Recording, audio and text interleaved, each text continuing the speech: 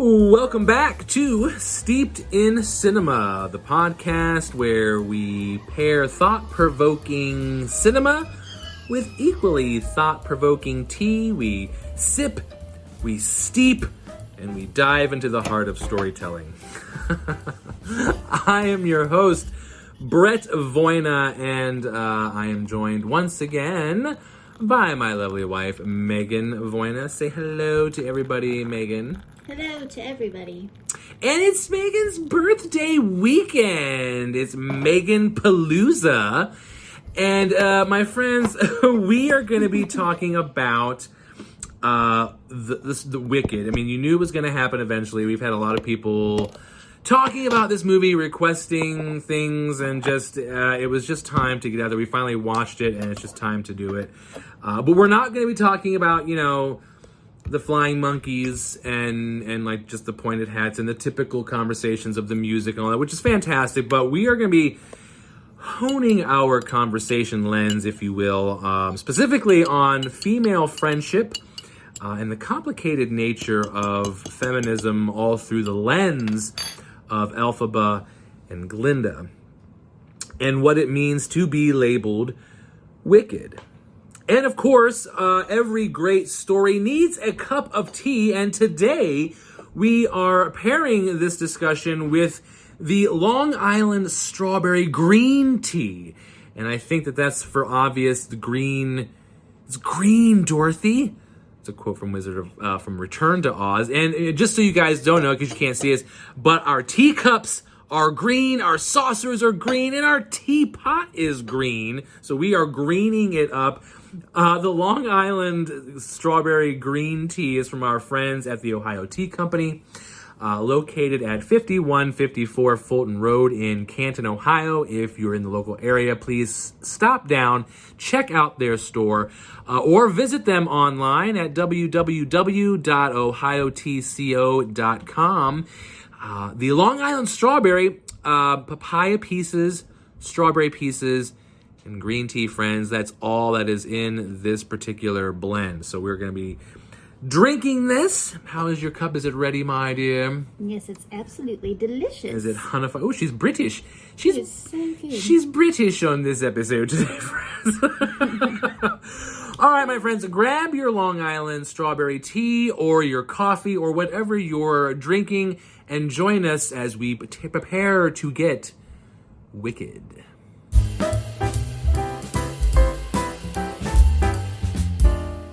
All right, guys, so Wicked. This story, of course, is not really centered around the story of Oz. This is about Elphaba and Glinda. These are two women who should obviously hate each other on sight. One is brilliant, misjudged, feared, talked about. The other one is popular, privileged, adored, but instead of becoming enemies, they become these very complicated friends, a very strange friendship. And it's got fire, it's got forgiveness. They don't always understand each other. They sometimes clash, but I don't know, they have a really very strong friendship. And we want to discuss about why that friendship is so special and what your thoughts on it and what that friendship really means to you, and specifically female friendship. Yeah, I think female friendship has a whole different dynamic because, we tend to, when you find somebody else that has, gone through those same types of struggles and those same types of obstacles in your life, it just kind of brings you together in a very long-lasting and strong bond. Having said that, that's where these two characters are extremely interesting because they come from completely different worlds. Mm-hmm. And it's the most unlikely connection. However, it's kind of in their differences that they end up coming together because they're able to kind of show each other, here's what's good about where I come from, here's what's good about where you come from, and hey, if we're together, that makes us even stronger.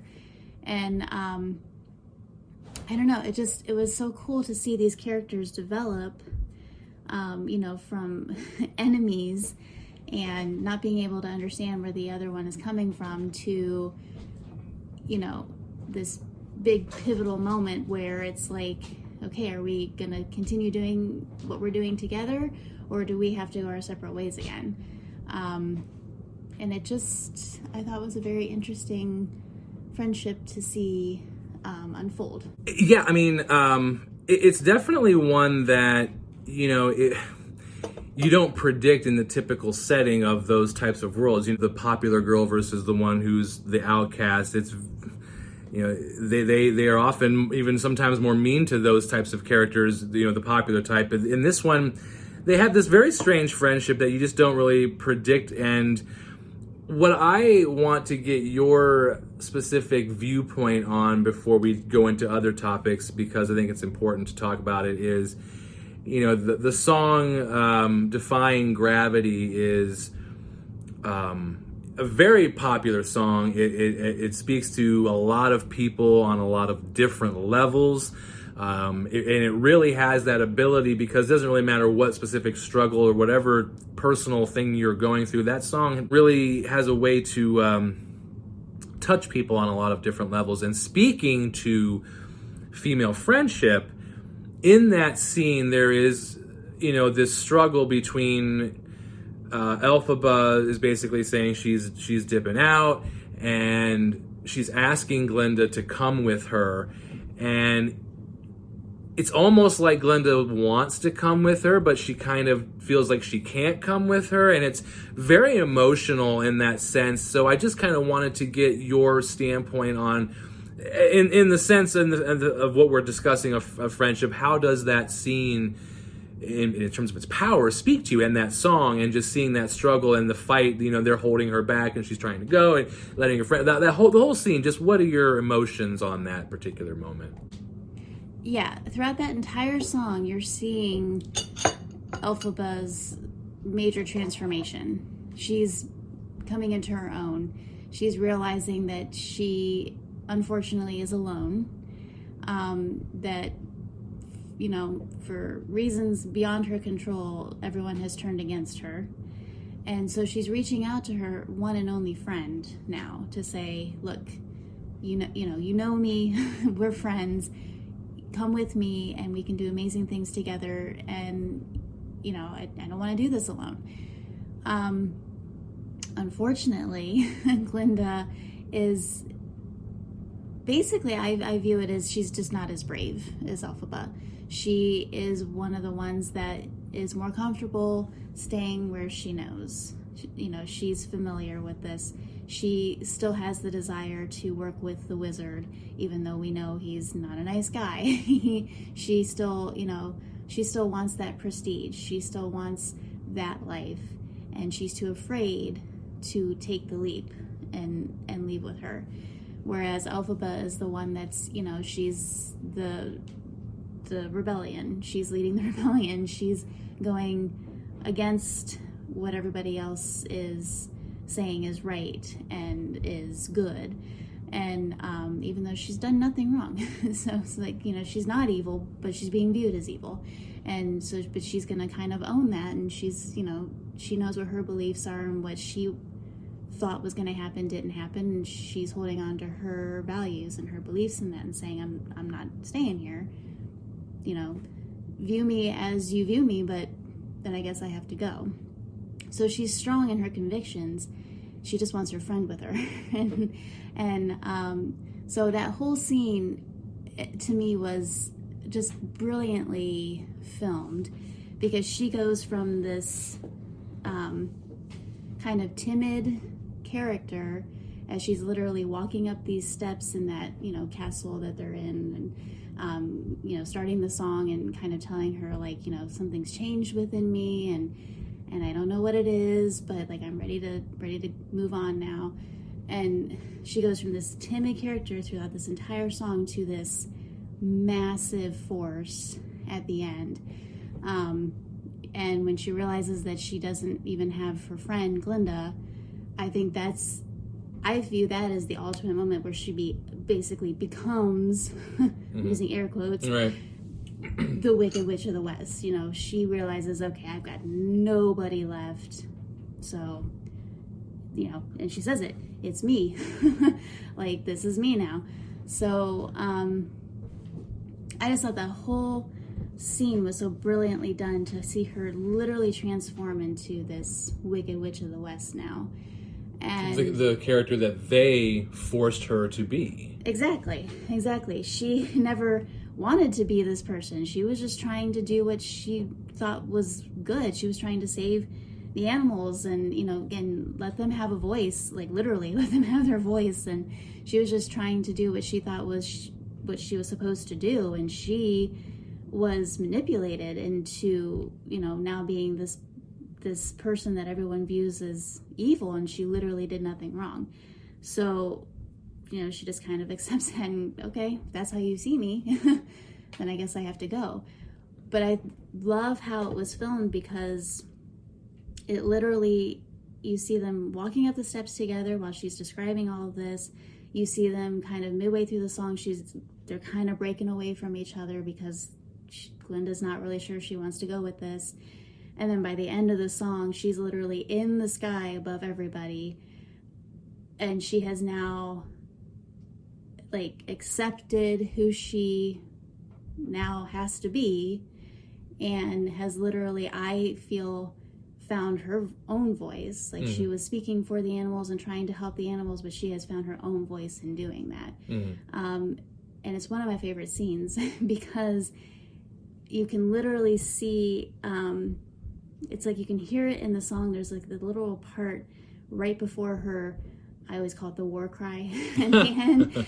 It's like right before the war cry, where the wizard walks out and there's this big like wind happening, and the song kind of literally goes like it goes down, and he kind of gets pushed back, and then it gets silent for like a beat, and then her voice comes out, and it's like brilliant beyond brilliant. Like she literally like took takes breath. It from the wizard and gets her own breath, and then boom, does it. And it's just, I cry every time. I'm crying right now. Like I cry every time I listen to the song. So yeah. Snowballing on that there, I want to go back to something that you mentioned in your comment. You said that she leaves, and then when she realizes that she no longer even has her friend by her side. And speaking, since the topic is about friendship and female friendship, I want to discuss another scene too with this.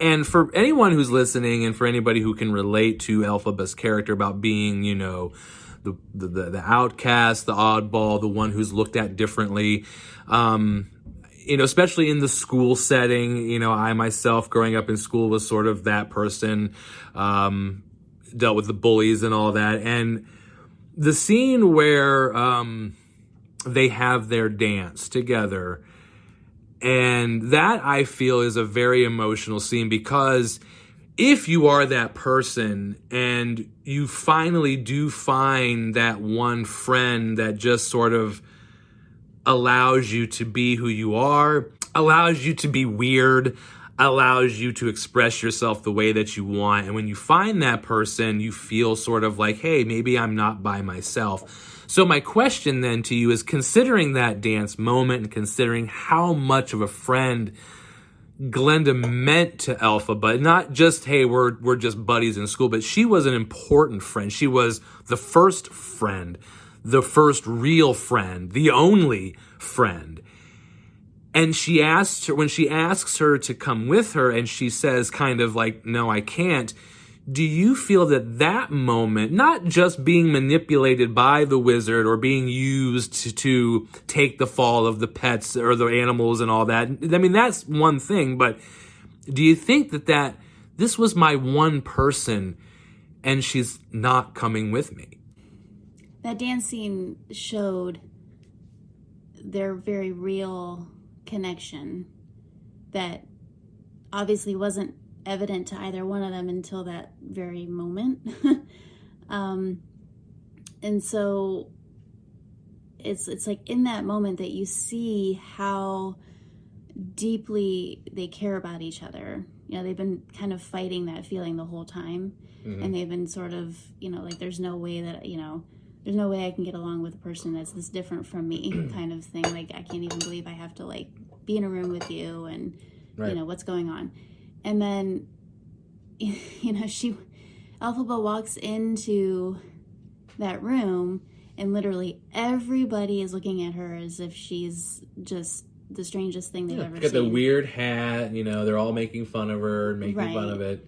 Which is what Glinda had initially wanted. That's why she gave her the hat. Right. But then it's like the only thing...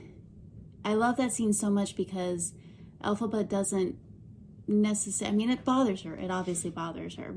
But she tries really hard not to show that. Yeah. And the only thing that she can think to do is to just start dancing. Mm-hmm. And I also find that to be incredibly moving because...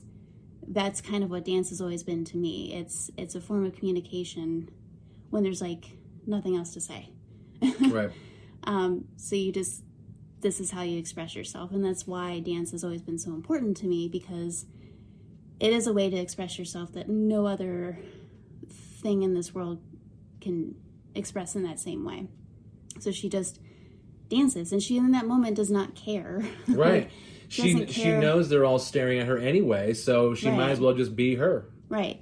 So she's just kind of like, okay, if you guys are all going to treat me like this, if you're going to bully me, if you're going to think that I'm weird, I'm just going to be weird. And then I just love how Glinda just kind of looks at her like, okay, she's not bothered by what I did, so that's A. Mm-hmm. And B, she's kind of interesting. Like, she's very strong, and she's got this confidence that she didn't realize she had, and okay.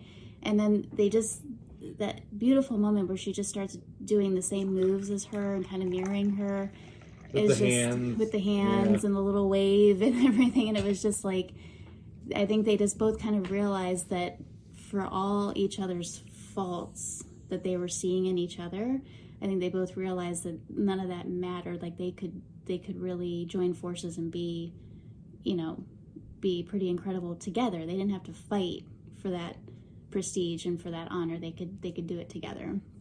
And I think that's where, a strong female friendship can come from. I mean, you can have your friendships that can be manipulative, absolutely, especially as females. But when you find ones that you really do truly connect with, that truly lift you up, that truly want to see you succeed, like that's very rare. And I think that's what this is showing, is that rare instance where you find somebody that is truly in your corner and you kind of realize that. So I think that whole scene was just beautiful. And so you think that then not having her come with her was maybe even the final push? Yeah, basically. I think she just took it exactly like that. It was just kind of like, I can literally see that I'm alone. I don't know. I mean, it's odd. I mean, I know there has to, I guess for all intents and purposes of the story, there has to be the split. I get right. that. But, there has to be, but if you just look at it in terms of its own story without thinking about the fact that, yes, later on they are good and evil in the story, like, I don't know and maybe it's just in the portrayal in this particular one with Ariana and Cynthia. Maybe it's just their particular portrayal. I don't know if there's reason to think that Glinda had her own reasons for not going. I don't think that she wanted to necessarily abandon her, because I really do think she felt like she was a true friend. Mm-hmm. But pressure. I don't know. I think she just felt like she had to keep doing her. She had to keep being Glinda because that's what's expected of her. Well, exactly. Like she couldn't. She was too scared. Yeah. To what was expected of her. Right. She couldn't change that about her own self. And so she also didn't want Elphaba to stay, because if Elphaba stayed, they were going to kill her. Right. Like she also knew that. She also knew that if she begged her to stay with her, then she was gone, because they were coming after her. So I think that, for all those reasons, Glinda was like, yeah, I really can't go with you. I'm really sorry, but like also you need to go, because this is bad. This is bad here for you. Classic tale of if you love them, let them go. Exactly. And I think that's in the song too. She sings, I hope you're happy. And it's not sung as if like, I hope you're happy for what you did. It's Not a sting. Right. It's, I hope you're happy. Like, I hope you're doing what's going to be good. Your role in life, like what you're supposed to be, what you're meant to do. And so it's just, because it was not what I was really expecting to have that, because as you said, we know the characters end up in this split, and even starts off with them being in their known roles. Like Glinda in the very beginning, she floats down in a little bubble and she's very Glinda-y, and she's and it's just interesting, like, how did they become to this point when they clearly had a very strong connection? But there is an old saying that the strongest enemies or the most hated enemies often started as the closest friends. I mean, you look at Anakin Skywalker and Obi-Wan Kenobi. That's another classic example of two friends who became the worst of enemies. So it just goes on and on. So it's fantastic. But I also think what's interesting, just as you're talking about Glinda and Elphaba, like, if you think about it, if you watch Wicked, and then I know we don't have the second part yet, so you can't do the whole, but like, if you watch Wicked and then you like go into Wizard of Oz and you look at the interactions of Glinda and the Wicked Witch and the Wizard of Oz, it's very, like, you could totally see that they were friends at one point. Absolutely. Especially in the very beginning part, when there's the whole bit about the dropping the house on her sister. Yeah. There's little spits that they do at each other. Given this backstory, you can see, they probably were friends at some point in time. Absolutely, because Glinda never, like, even before this story existed, if in Wizard of Oz, like, Glinda never seemed afraid of her. Mm-hmm. She was never like, oh my gosh, I can't believe the Wicked Witch of the West is here. It was just like, she would just show up and she would just have this look on her face like, okay, here we go. Basically, the story is such that they each just were destined for their role in Oz, and it was, one of them had to be good, one of them had to be evil. Right. And that's just what it was. And so anyway, but that's why the Long Island, I think, strawberry green tea is perfect, because when you think Long Island strawberry, you're thinking maybe a pinkish colored tea, red tinted from a strawberry. But no, this is a green tea, and actually, because of that, it's actually more of like a yellowish color. It comes out kind of golden. We're watching some Yellowstone. So when Yellowstone, when they do the golden Colorado. But yeah, the Long Island strawberry, so it's kind of like deceitful in the fact that you think you're going to be getting the strawberry pink or reddish colored tea, or because it's a green tea, you think you're getting a traditional green tea, but it comes out this pretty golden color, much like the yellow brick road. That's what I was just you love that. It's the perfect. How we are so good at this tea pairing. It's ridiculous, you guys. It's insane. It's insane. All right, my friends, we're having some fun here. We have talked a lot about the power of friendship, and what I would like to do is talk briefly now about what it means. It's a question posed in the show, so I wanted to pose the question on the podcast, is what it means to be wicked and the power of feminism. So let's talk labels. Elphaba is wicked. She's called Wicked, the Wicked Witch of the West. And it's not so much, I think, because that she is a cruel overlord, as we were just discussing, but I think it's because she dares to push back and she challenges the authority. When the headmaster of the school and the wizard are coming to her and telling her what they want to do, she challenges that. She asks why. She's emotional. She's outspoken. She's different. And the system doesn't know how to handle that. And so it labels her dangerous, wicked. Does this sound familiar? Mm-hmm. Politics, pop culture, everyday life, women who challenge authority are labeled as angry, unstable, or difficult. And Wicked takes that narrative and just puts it right in your face, and it asks us to consider, what does it mean to be vilified, having power, or for being different, or for daring to ask why? So, what does that topic mean to you, or how does that speak to you? What is your experience with that situation? I think I would think that the majority of women would say that That is a challenge that we face almost daily in our lives, because as you said, if you don't just fall in line and nod your head and agree with whatever, if you are the kind of woman that wants to challenge, that wants your voice to be heard, you're automatically labeled a problem.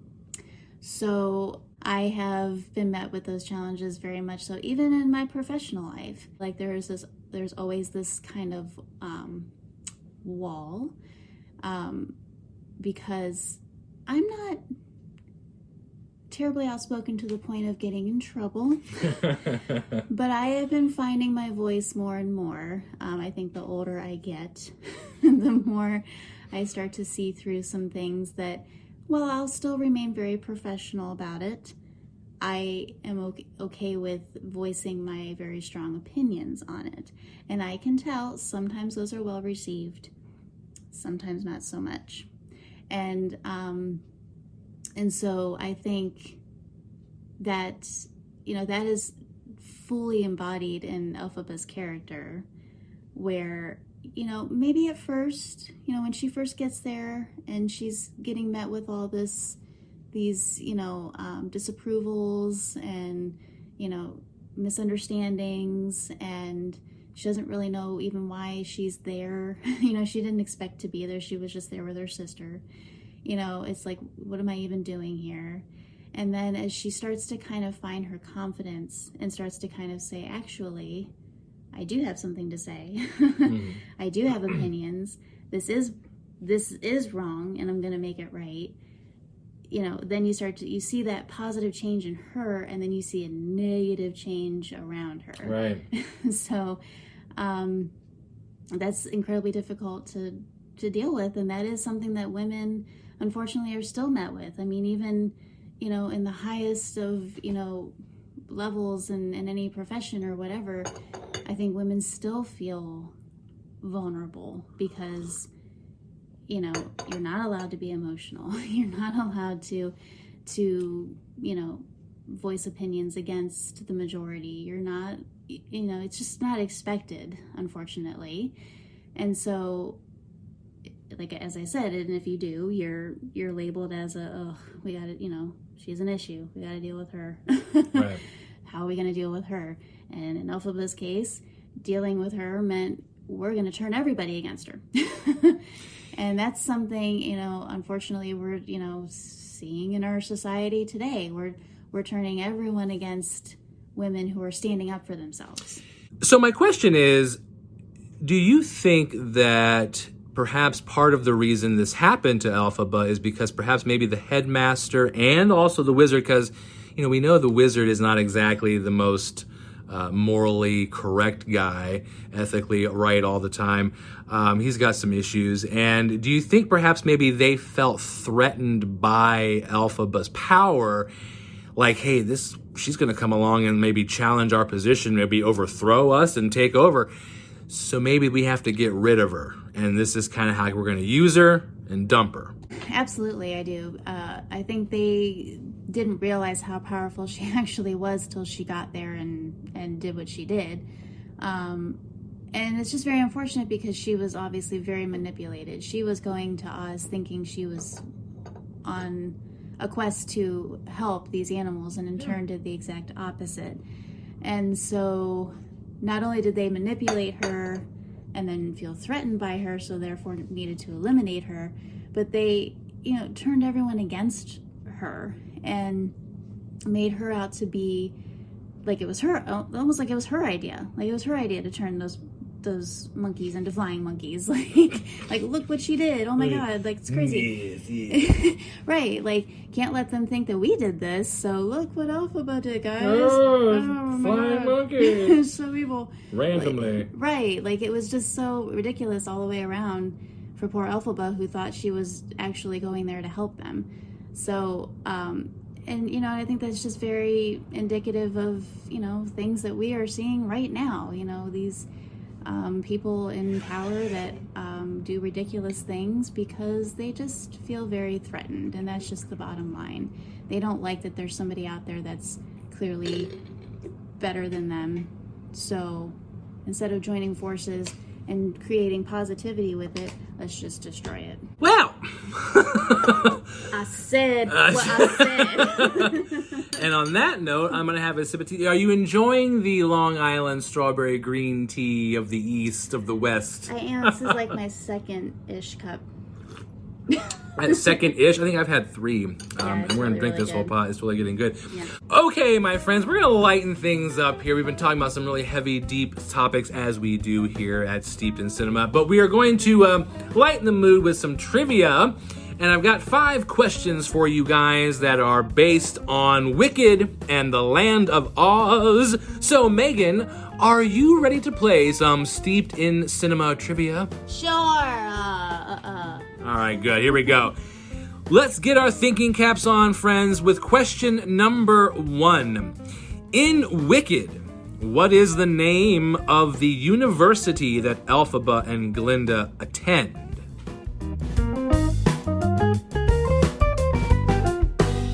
Question number 2, which Wicked song contains the lyric, "Because I knew you, I have been changed for good"?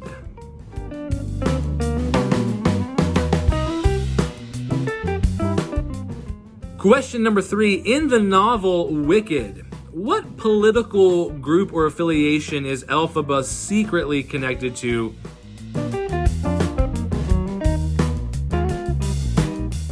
Question number 4, what is the name of the character who becomes the Cowardly Lion in Wicked?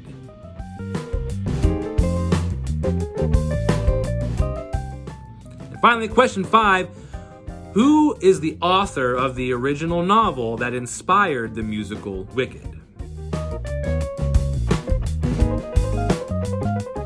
All right, my friends, we are going to head back to the beginning now. And Megan, are you ready with your answers? Yes, I am. All right, question number 1. In Wicked, what is the name of the university that Elphaba and Glinda attend? That is the Shiz University. The Shiz! That's right, it is Shiz University. Very good. Question number 2. Which Wicked song contains the lyric, "Because I knew you, I have been changed for good"? Is the title For Good? Isn't it? Yeah, it's For Good. Question number 3. In the novel Wicked, what political group or affiliation is Elphaba secretly connected to? I don't actually remember. The answer for this one would be she belongs to either the Resistance or the Animal Rights Movement, depending on which interpretation that you are going with. Yeah. Question number 4. What is the name of the character who becomes the Cowardly Lion in Wicked? Ooh. I don't actually know. This is Dr. Dillamond's cub, referred to as the lion cub, who Elphaba saves. Oh, that's right. This is a precursor to the Cowardly Lion, which again is very interesting considering when you think about her interactions with the group. The lion is really the one she does absolutely nothing to the entire time. Because she kind of makes fun of the Tin Man, I believe, at one point in time. And of course, she rips on Scarecrow pretty bad and she throws fire at him. But she doesn't really mention the lion so much, which is very interesting when you think about that. All right, last question, number 5. Who is the author of the original novel that inspired the musical Wicked? That's Gregory Maguire. Gregory Maguire. Okay. I hope you guys had some fun with Wicked trivia. Thank you for playing that. All right. Friends, we're going to have just a quick little final discussion here because we have been talking quite a lot about Wicked. As always, with our theme of our podcast and my Substack and everything, we want to kind of reflect what Wicked says about us. It works as a fantasy, sure. Everyone likes fantasies, but I think it says a lot about how we assign blame. how we flatten people into either heroes or villains without really even knowing their whole story. And it's because how society rewards politeness over truth, and how women are expected to be palatable in order to be accepted. Elphaba's story is, at its heart, a story of being different. And if you have ever felt like you didn't belong because of how you looked, or because of your beliefs on something, or because of how you acted, or because you like to be goofy and not serious, or whatever, then you understand her. And you understand why she chose the sky over the cage. Yeah, I definitely agree with that. Elphaba just shows a whole realm of, I would say, otherness. Yes, that's the perfect word. And she, what I love most about her, though, is that she embraces it. She's not, she knows she's different, obviously. From the color of her skin to the things that she believes in. That's another favorite part of mine in the movie, when Glinda says, "You're green," and she goes, "I am." Like, the way how she says it in the movie, she's just like, "I am. Yep." Like, she just owns her otherness. She owns that she is different. She's dealt with it her whole life. She's been met with struggles and challenges and turmoil since literally the moment she was born, and her father basically disowned her. So she's not afraid to be who she is and to stand up for what she believes in. And I think that just is a very strong female role to basically to look up to. I know it's a fictional character, but it's embodies, Cynthia Erivo was just able to embody that confidence and show that, you can be different and it's okay. Just be who you are, and, things will work out the way they're supposed to work out, basically, is how I kind of take the story. Be who you are, be true to yourself, and the rest just kind of falls into place. And isn't that what makes Wicked so relevant? Because we're all just trying to be understood, to write our own stories before somebody else does it for us, I think is the point. And that is what makes the Long Island strawberry tea such a thoughtful pairing, is that it deepens with every taste and every minute of being brewed. Like the story that surprises you, you think it's going to be one thing based on its outwardly description, but it turns out to be something completely different once you brew it, let it show itself, and let it reveal itself. It turns out to be quite different entirely, like a woman who refuses to play her assigned role. And I think that's what made this tea so great. Friends, Wicked is more than a reimagined fairy tale. It is a mirror. It reflects who we are, who we fear, and who we want to become. It asks, what if the villain was never really the villain at all? And I think that's why Wicked was such an impactful movie, and why it's being talked about so much these days. And I want to thank Megan, my wife, for joining us and giving her insights into today's episode. Thank you, Megan. Yes. Guys, huge thanks to our sponsor, Ohio Tea Company, for keeping our cups and our minds full of flavor. Today we were drinking the Long Island Strawberry Green Tea from Ohio Tea Company. You can visit them at 5154 Fulton Drive or online at www.ohiotco.com. Guys, if you want to join in the conversation, or if you have a movie or a tea suggestion that you want to shoot our way, please get in touch with us on our social media. You can follow us on Facebook or Instagram, and I will definitely be leaving links to those down in the description. Also, check out my latest collection of short horror stories, Stories of Havenwood, available now on Amazon.com.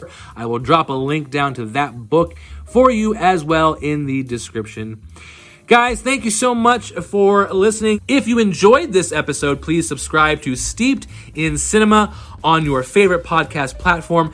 Leave a review and make sure you follow us on all social media accounts for more updates, bonus content, and future episodes. And until next time, my friends, keep steeping your mind in great cinema. Cheers.